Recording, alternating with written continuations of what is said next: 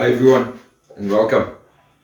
So this week is also going to be quite haphazard and week because we have to finish all the little project that we started over the last 2 or 3 weeks. So we have to finish the picture frames that takes the 8 A4 pictures. We have to finish the floating shelf. We have to finish the 10 little wedding boxes. And then of course also the Coatrack we have to be done, and we would like to finish Coenraads' cupboard for his workshop. So unfortunately it's going to be a roundabout and all over the place, but stick with us, let's go for it. So to just show you how I've done the holes for the Coatrack, the top ones I wanted to be at an angle and the bottom ones will be straight. What I've done is I've built a little jig with a V in it to put this in and to keep it steady on the drill press.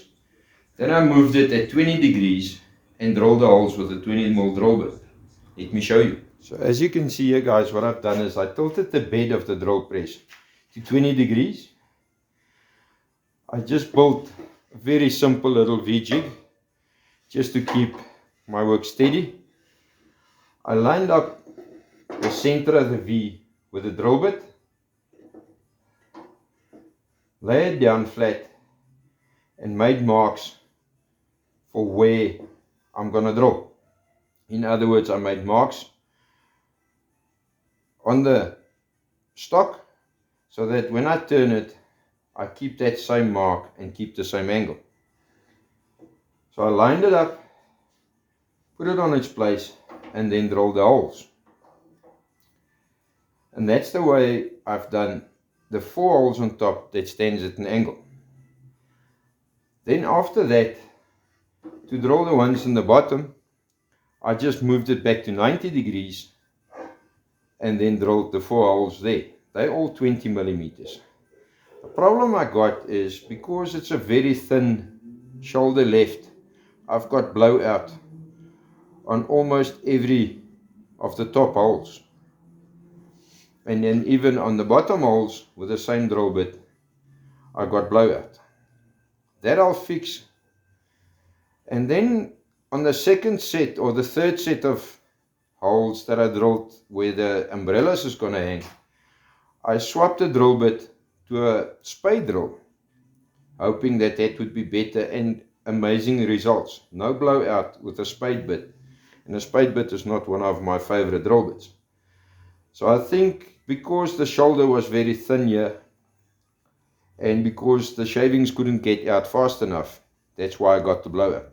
That's what I think. Please comment if you think different. But that's how the holes were drilled. So the next thing I would like to do is to glue this whole Coatrack together now, so that by the end of this week I can varnish it and get it done. The sharper guys amongst you might have seen that I've already stained it. I've stained all the loose parts so that after I glued it together, there's not too much lines and glue lines, because the stain on the glue lines tend to end up a little bit lighter. So what I'm going to do now, I use a 2-part epoxy. It's a 1:2 Epidermix 372, and I'm going to glue now all the little pegs into it and then glue the long post together as well, so that the plan is by the end of this week, on Saturday or so, I will be able to varnish the 10 boxes, the floating shelf, the Coatrack, as well as the picture frames. Well, that's the plan anyway. Let's see how far we get. So the Coatrack is glued all together. All the pegs are glued and the 2 joints are glued. I'm going to leave it now to dry. Epoxy usually takes about 40 hours to dry totally. So while this is drying, I'm going to start varnishing on the boxes and on the floating shelf. And just on a side note, friends, our good friend Henny, the CNC wizard, He came to me last week and he brought some wood that I split for him. He's busy building a stable door. Strongs with that, and please send us pictures when you're done any. He brought me some samples of wood. As you can see, we expanded our range now. We've got 21 samples now on the board, of which Henny gave us 5 or 6 that we added to our range. So thank you, Henny. So I'm going to leave this now to dry, and then we'll continue with the floating shelf and the 10 boxes. Quickly varnish them, get them done. Before I put the second coat of polyurethane on the floating shelf, I just want to show you our mechanism that we're using for the floating shelf. What we've done, we've took a 6mm piece of flat bar, cut a rebate in the back of the shelf so that fits in there. We drilled 16mm holes 200mm deep into the floating shelf. So the 16mm threaded rod will go through this. We will weld it on the inside, and then this will be epoxy into the shelf. On the back side, this is going into a chimney above a fireplace, and there will be a TV on top. The idea is just to keep the heat away from the TV. So the threaded rod will then go through the wall and get bolted on the back or in the inside of the chimney. It's a built chimney. So basically just a rebate cut, 6mm flat bar, threaded rod is being epoxied into the holes and then bolted on the other side. That's the mechanism of this. So this has been standing now for about 5 hours. The first coat of polyurethane is dry.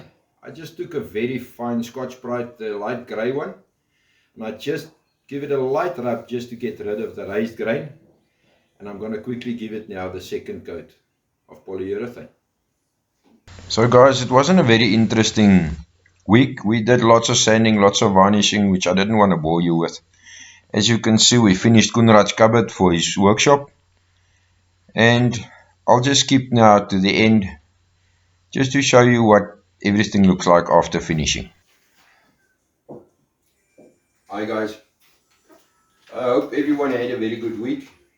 Me and Coenraads had a very good week. We finished the 10 boxes, like you can see all the glasses in. The boxes is the wedding boxes we've been telling you about, with the slots for the envelopes, the glass, and just butt joints. 10 of them made, like you've seen in the videos. They are done.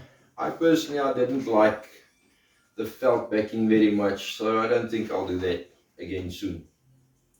The ones with the book matched back ends look much better. The floating shelf has now been coated, 3 coats of polyurethane on it, now ready for the mechanism. That must go out next weekend, so during the week coming we'll finish this quickly. As you can see, the Coatrack, I'm very happy with my Coatrack. It's the first Coatrack I've ever done, and I'm quite happy with it. I hope the customer will be happy. I also finished a little steps for the horsey people, another one, and then the 2 big frames for the Lady in Bethlehem. That is done as well.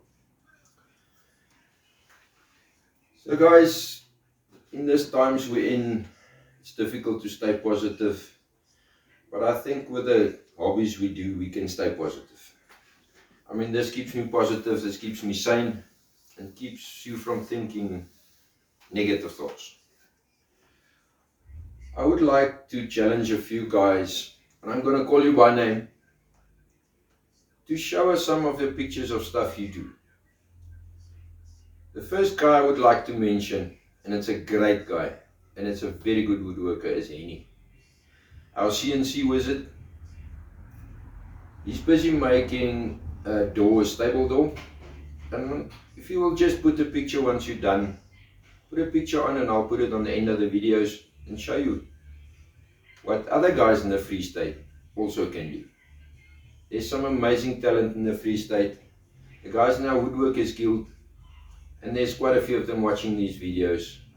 Please send up some pictures. I know there's one guy, and you know who I'm talking about. I know you watch the videos. That's busy with a mobile bar or something out of a whiskey vat that he's busy making. Post some pictures, show us what you're doing, or email it to me, and then I'll put it on the end of the videos and show the people the talent the Free State has got. So please guys, share, and I hope next week is a great week. Enjoy.